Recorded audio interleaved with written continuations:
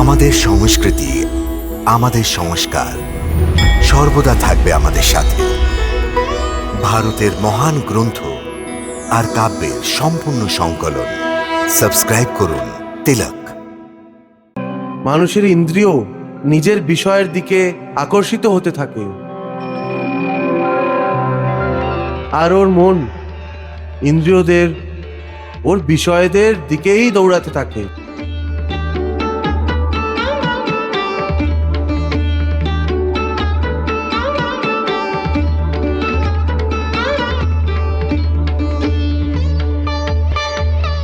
এটা ততদিন পর্যন্তই হতে পারে যতক্ষণ জীবাত্মা নিজের মনকে নিজের আয়ত্তে আনতে পারে না। যতক্ষণ মন আয়ত্তে আসবে না, ততক্ষণ ও ইন্দ্রিয়দের বিষয়ের দিকেই দৌড়াতে থাকবে। বিষয় ওনাকে ডাকে আর ইন্দ্রিয় ওদের দিকে দৌড়ে যায়। আর মন জীবাত্মার কোনো চিন্তা না করেই রথকে ওই দিকে টেনে নিয়ে যায়। কিন্তু যখন তুমি স্বয়ং মনের অধীনে না থেকে মনকে নিজের অধীনে করে নেবে, তখন ওই মনই একজন ভালো সারথীর মতো তোমার শরীর রূপী রথকে সোজা প্রভুর চরণে নিয়ে যাবে।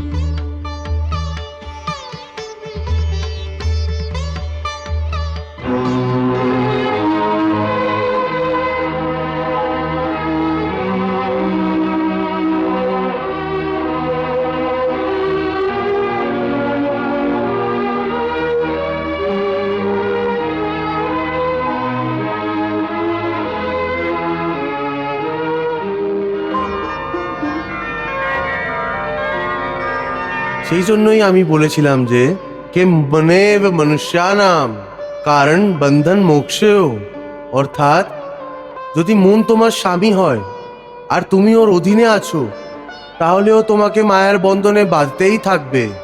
আর যখন তুমি মনকে আয়ত্তে এনে নেবে আর ওর স্বামী হয়ে যাবে, তখন ওই মনই তোমাকে মোক্ষের দ্বার অবধি নিয়ে যাবে।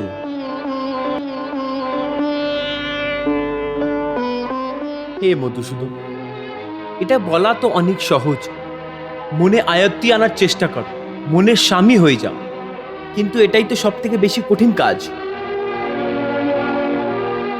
হে কেশব, মন তো বায়ুর মতন চঞ্চল। যেইভাবে বায়ুকে আয়ত্তে আনা কোনো মতেই সম্ভব না, ওইভাবেই এই চঞ্চল মনকে নিজের অধীন আনা একদম কঠিন কাজ। হে অর্জুন, তুমি যা বলছো তা সত্যি যে মন অত্যন্ত চঞ্চল, ওকে নিজের আয়ত্তে করা অনেক মুশকিল কাজ। মুশকিল না জনার্দন, অসম্ভব।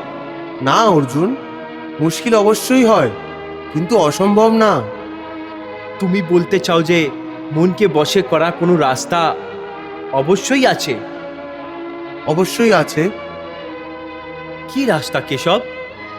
असंशयम महाबाहो मनो दुर्निग्रहम चलम अभ्यासेन तु कौन्ते वैराग्येण च गृहते।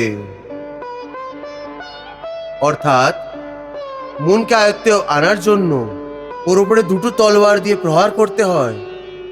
একটি তলোয়ার অভ্যাসের আর দ্বিতীয় তলোয়ার বৈরাগের।